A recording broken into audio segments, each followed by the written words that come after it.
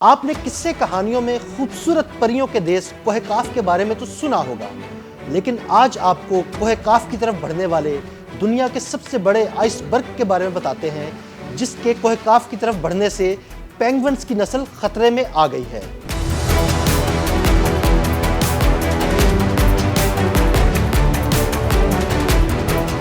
دنیا کا سب سے بڑا آئس برگ جو برف کی ایک دیوار جیسا ہے اور جس کا رقبہ امریکی ریاست روڈ آئی لینڈ کے مساوی ہے، سست رفتاری سے تیرتا ہوا انٹارکٹیکا کے اس دور افتادہ جزیرے کی طرف بڑھ رہا ہے جو لاکھوں پینگوئنز اور سیلز کا گھر ہے۔ دنیا کے اس سب سے بڑے آئس برگ کا نام A23A ہے، جس کا رقبہ تقریباً 4000 مربع کلومیٹر ہے۔ برف کی یہ تیرتی ہوئی عظیم چٹان قفقاز یعنی کوہ کاف کے علاقے میں واقع ایک ملک جارجیا کی طرف بڑھ رہی ہے۔ اس کی رفتار تقریباً 1 میل فی گھنٹہ ہے۔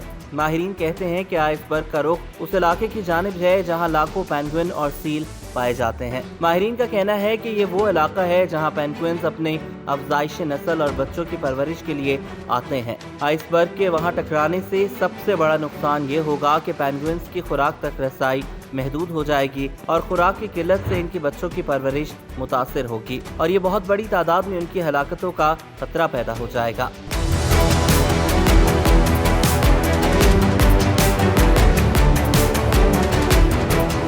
ایک برطانوی سائنسدان اینڈریو میر کا کہنا ہے کہ آئس برگ کا ایک مقام سے دوسری جگہ پر جانا ایک قدرتی عمل ہے، لیکن حالیہ برسوں میں کرۂ ارض کا درجہ حرارت مسلسل بڑھنے کے باعث ایسے واقعات میں نمایاں اضافہ ہوا ہے۔ انہوں نے بتایا کہ آئندہ 2 سے 4 ہفتوں کے دوران آئس برگ جنوبی جارجیا کے ساحل تک پہنچ جائے گا، جہاں پانی کم گہرا ہے۔ گہرائی میں کمی کی وجہ سے آئس برگ وہاں پھنس سکتا ہے اور پھر واپس لوٹ سکتا ہے۔ یہ وہ علاقہ ہے جہاں پینگوئن اپنے بچوں کے لیے خوراک اکٹھی کرتے ہیں۔ آئس برگ کے پھنسنے سے خوراک تک پینگوئنز کا راستہ بند ہو جائے گا اور ان کے بچوں کے لیے مسائل اور خطرات پیدا ہو جائیں گے۔ کولوراڈو یونیورسٹی کے ایک سائنسدان کا کہنا ہے کہ اس علاقے میں ہر سال چھوٹے بڑے آئس برگ سفر کرتے ہیں۔ یہ علاقہ اس طرح سے ان کے لیے شاہراہ کا درجہ رکھتا ہے۔ دنیا کے سب سے بڑے آئس برگ A23A کا ذکر کرتے ہوئے ان کا کہنا تھا کہ پینگوئنز کے محفوظ ٹھکانوں کے قریب پہنچ کر اگر وہ رک جاتا ہے تو پھر آہستہ آہستہ ٹوٹ پھوٹ کر بکھر جائے گا۔ زیادہ تر آئس برگ اسی عمل سے گزرتے ہیں اور سمندر میں تحلیل ہو جاتے ہیں۔ اس سے ماہی گیروں کے لیے تو کوئی مسئلہ نہیں ہوگا، لیکن پینگوئنز کے لیے مشکلات کھڑی ہو سکتی ہیں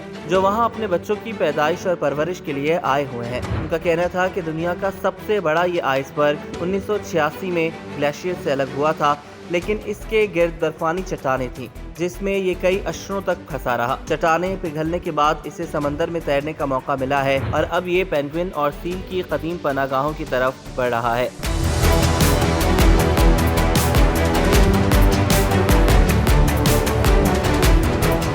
آئس برگ برف کے ایسے دو قامت ٹکڑوں کو کہا جاتا ہے جو گلیشیئر سے ٹوٹ کر سمندر میں تیرنے لگتے ہیں۔ قطبی علاقوں کے قریب جہاں موسم انتہائی سرد رہتا ہے، چھوٹے بڑے آئس برگ تیرتے ہوئے دکھائی دیتے ہیں۔ آئس برگ کا جتنا حصہ پانی کی سطح پر نظر آتا ہے، اس سے کم و بیش 10 گنا حصہ پانی کے نیچے ہوتا ہے، جو حادثات کا باعث بن سکتا ہے۔ سن 1912 میں دنیا کا پہلا عظیم بحری جہاز ٹائٹینک بھی ساؤتھ ہیمپشائر سے نیو یارک کے اپنے اولین سفر میں ایک آئس برگ سے ٹکرانے کے بعد غرق ہو گیا تھا، جس سے لگ بھگ 1500 افراد ہلاک ہو گئے تھے۔